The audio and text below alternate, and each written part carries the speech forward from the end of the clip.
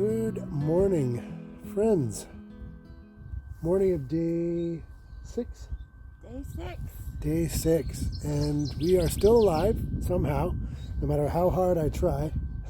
I was just about to fire up the video camera this morning, and I had a pot just right on the edge of boiling for our second coffee and some oatmeal. And I leaned down and my knee hit the darn handle, tipped the whole thing over, so we had to reboil. And dry wood is a little bit tougher to come by this morning because it rained all night last night and it's still kind of drizzling this morning. As you can see, it's kind of a gray caca day, and we're really hoping that changes. And I'm confident, reasonably confident, given the weather over the past week, that this will break up and we'll get some sunshine. But it's pretty cold. It got down to about probably 5 degrees and rain all night. So we're shivering and we're hoping that it improves. But we have a day of river travel, downriver travel, which is nice, downstream, so we won't have to paddle so hard. Mostly just steer and stay away from sweepers and strainers and rocks and rapids as best we can, because our little canoe is mostly made for flat water. It doesn't have much of a rocker to it. It's called the Algonquin style. David Yost designed it, and it's more of a flat water boat, so we're just going to avoid rapids as much as we can once we get going. But we're not going to move until it starts to clear up a little bit, so we might read a little bit in the tent and eat and drink coffee and be merry. Share, what was your favorite part about yesterday? Putting you on the spot here. Sorry, Don. Watching the plane fly in. Oh, yeah. To To Megason, yeah. Yeah, that was kind of neat. Yeah, I mean, you could see it. You could almost see the nostril hairs on the pilot. That's how close they came buzzing in over our heads when we were on Clove Lake, and they came in and went into Megason. So we're not sure exactly what they dropped off there, but I imagine it probably has something to do with Ontario Wilderness Vacations, because they basically dominate all the area up in these 4 lakes: Megason, Clove, Unnamed, and Prairie. Every portage is choked with their boats, and they've got a couple of cabins here. There's another cabin downriver as well that might be that company as well. I'm not sure. We'll find out hopefully later today. Okay, we'll check in soon, gang. Stay warm, stay dry. That's what we're going to be doing.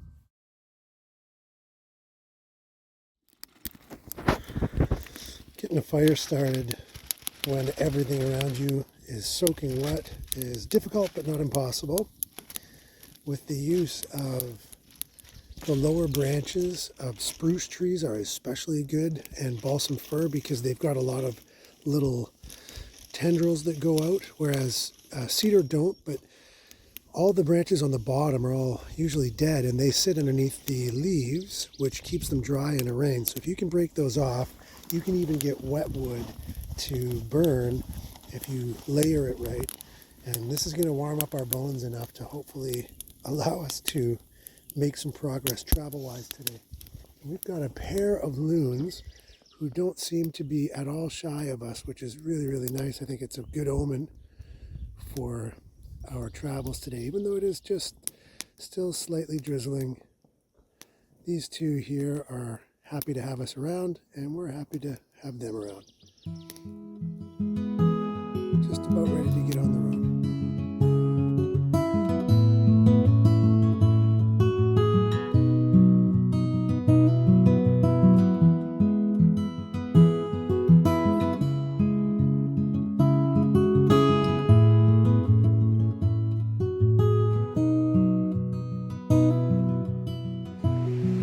All right, second portage of the day done. We got on the water a bit late. We were just kind of waiting out the weather, but we got on the water about 10. It's about quarter to 11 now. We're 2 portages in of what we expect to be 11 if our trip reports are accurate. And yeah, so according to one trip report, now that we've done these 2 ports, we should now officially be in the headwaters of the Nushatogaini. So it's going to be river travel from here. Basically, we're not going to risk anything. We're going to just, if there's a portage, we're going to take it. If we hear fast running water, we're going to be looking for a portage until we find one. And we're just not going to take any chances. We've got lots of time. And check out this beautiful white pine at the port. Amazing.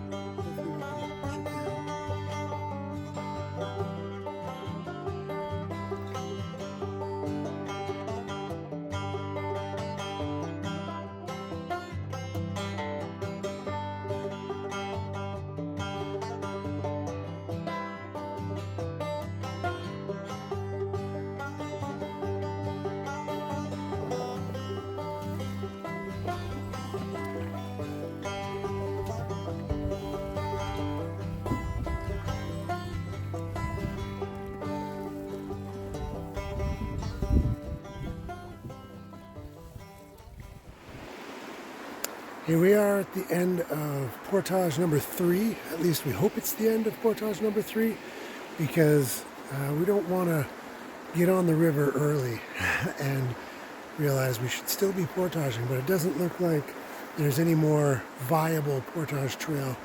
So we think this is it. It was just a little short hop, skip, and a jump. And we're moving on, gang. The sun is trying to poke out. It's still pretty cool out. But the day is good.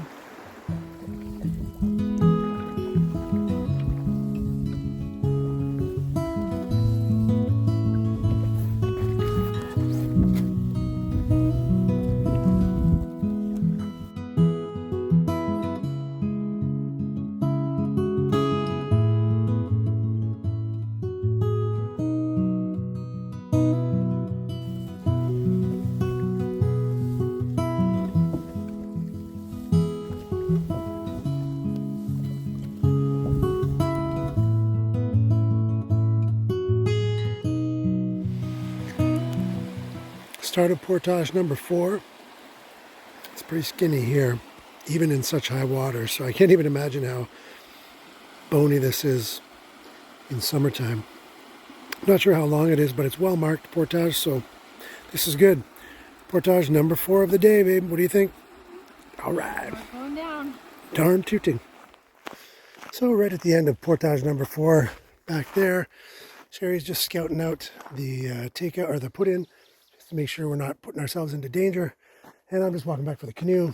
And I don't know, those of you who know me know I don't love like roads in the middle of, you know, the wilderness and whatnot. And I certainly don't love to see old culverts in there. And obviously, I'm not alone. Somebody else doesn't like seeing that as well. Port number 4 done. Got a nice little calm spot there Sherry found for us.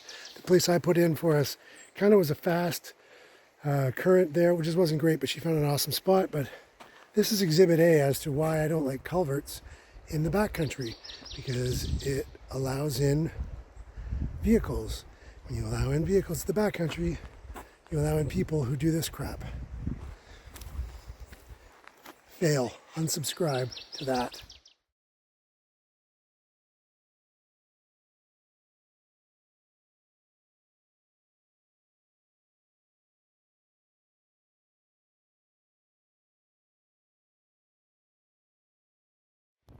Just looking for portage number 5 and ran into this.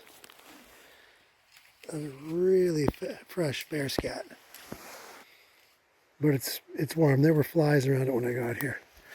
So hoping this is not the port, because we've got a friend in there who might not want to see us. Onward and upward. So, portage number 5 is proving to be a little bit difficult to find, and by difficult I mean impossible.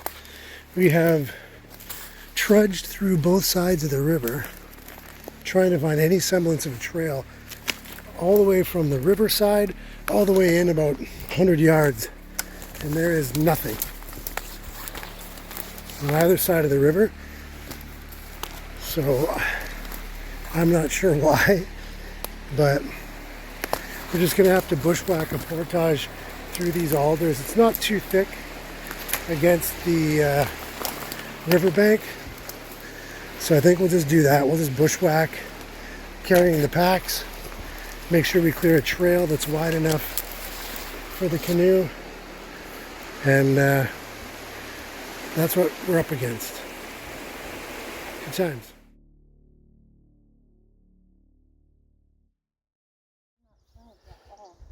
That was interesting, folks. So in our bushwhack through on this portage, I found this sort of seam that seemed like it would be an easier walk through, and then Sherry off of that found what seemed to actually be the historic trail. Hasn't been used in years, and there's tons of blowdown on it, which makes the trail disappear. So we bushwhacked through and kind of re-broke the trail, and then actually flagged it with what little flagging tape we have left. So hopefully somebody else doesn't have that big of an issue coming through here again. So that was a waste of about an hour and a half. It's now 3 p.m. Hopefully, well, geez, the rest of them can't go like that because we won't get out of here till July. So, and we only have till Sunday. So onward and upward, gang. But we're doing well. Weather is kind of holding out. It's not sunny at all, but it's also not raining on us. So progress of a kind. We're gonna head our way downstream and hopefully not hit any more of those crappy portages. That little pool. And we're gonna turn left. Oh, this is nice and easy. Keep following this so that we don't have to paddle. And then, yeah, we're gonna turn left up here and head straight south.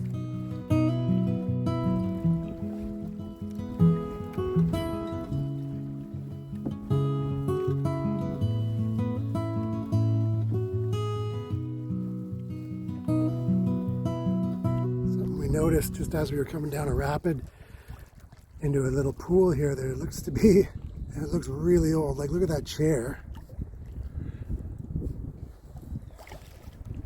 It looks like somebody built like a little lean-to years and years and years and years and years ago, and its frame still survives.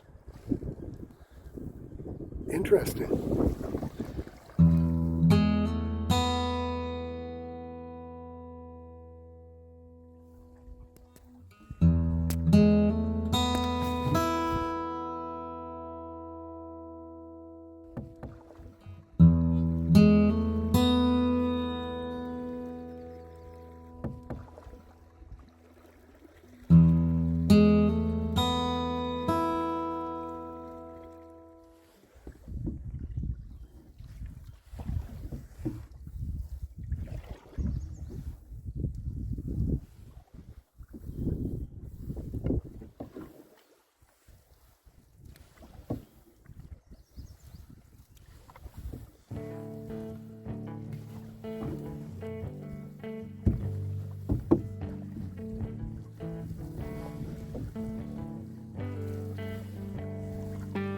Looks like a campsite on the left. Not marked here, but we can have a look.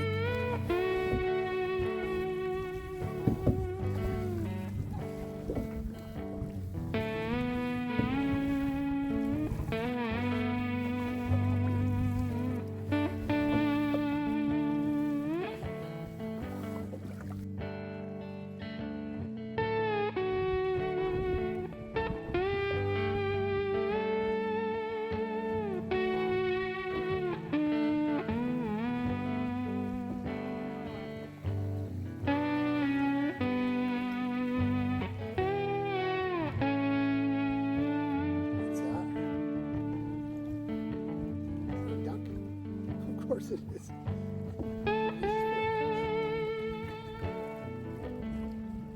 Okay, babe, so the river's gonna go hard right.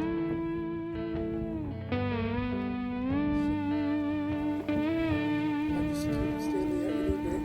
Right there. Deep water is right where we are.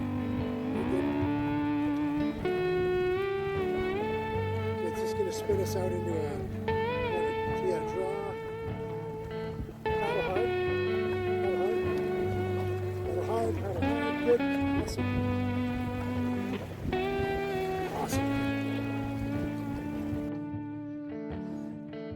Then, it's a little rapid.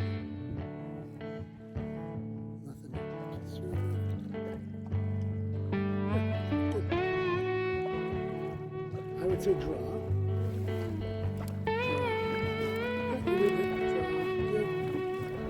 Yeah, and then we just stay to the left of that. Seems to be alright.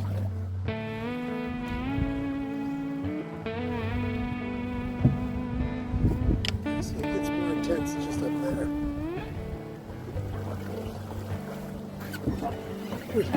Wait. Alright, here we are at the takeout. Portage number 6. The last few rapids we ran, they were mostly just swips at this point because the water is so high. So that was easy. But these ones are proper class 2, class 3 rapids, and we're not taking any chances.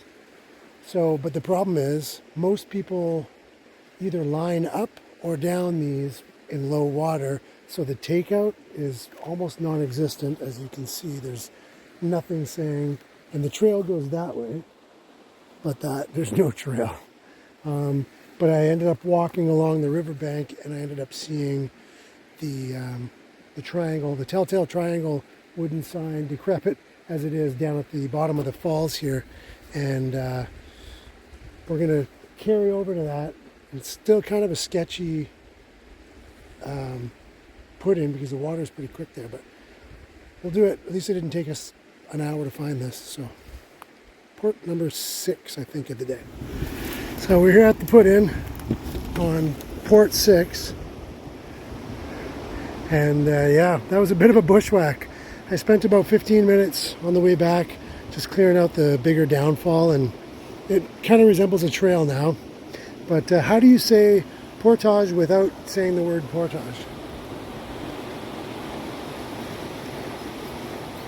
Yeah, that's not how we camp.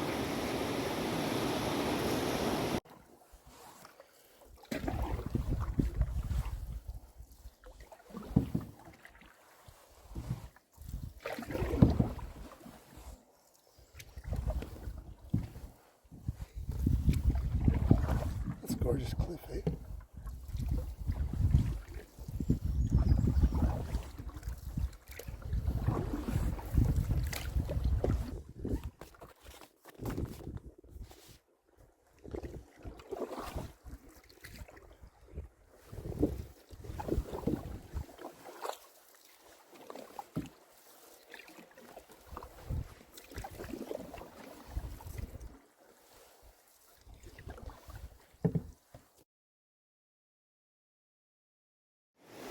Howdy, friends. So we had ourselves a time. Portage number 6 was a bit of a bushwhack. We got around it, and then basically immediately after we hit a couple of small rapids, and then around a corner. With no takeouts. No takeouts, and it was just basically as soon as you rounded the corner, the rapids started, and it was this. So we made it through unscathed. We did not want to do that at all, but we did take on a bit of water. Some of the haystacks came up. We have this very shallow bow and stern with no rocker, so any of those haystacks just come right up over the edge of the over the gunnels, soaked for share, filled up our canoe almost halfway. So we limped to shore here, knocked off a couple of rocks, but it looks like our Kevlar is no worse for the wear. But we're a little bit humbled and a little bit wet, but we're going to finish lining this set of rapids here and find the first available campsite. It's getting late, and it's starting to get nice, so we're hoping to be able to dry off with a fire and creekside camp.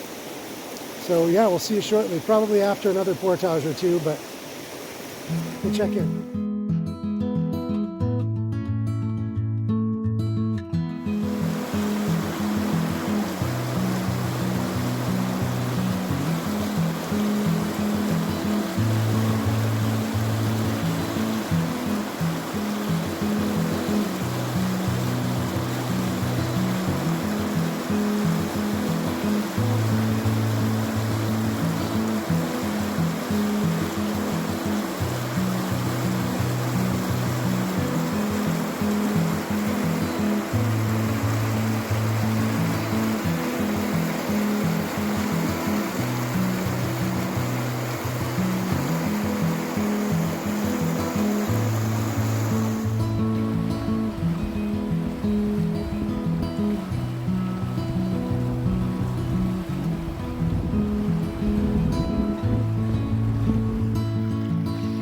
So almost immediately after that rapid, now we have impassable logjam. So we're going over the side. And then right after this, we have a pair of spruce sweepers that we got to navigate as well. Good times.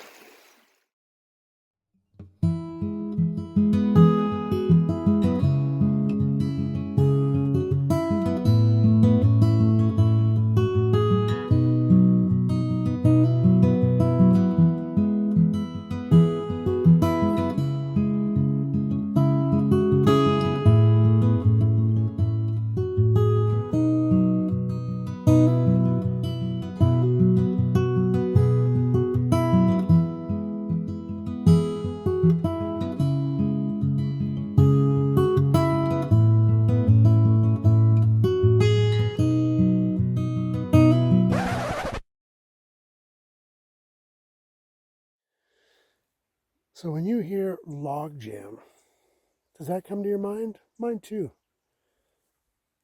How about that? Yeah, that too. Still more. You've got to be joking. What the hell? And I don't know where it ends. Just at the end of the day, perfect timing. We just want to camp.